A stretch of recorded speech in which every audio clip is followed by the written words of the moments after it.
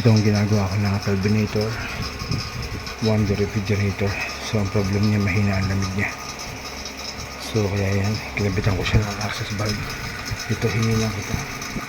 Yan, parang yan, binabacuum ko siya. Then mamaya kakagahan siya ng freon. So mamaya okay na yan. Yan ang mahalaga rito, yung 3 months warranty.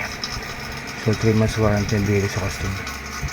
Pag bumalik yung same problem within 3 months, so wala siyang gagawin, wala siyang babayaran, gagawin ko ulit siya.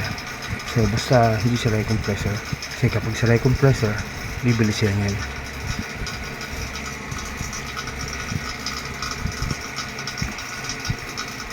So matibay yung mga ganitong rep, mayroong ganitong condenser coil sa likod.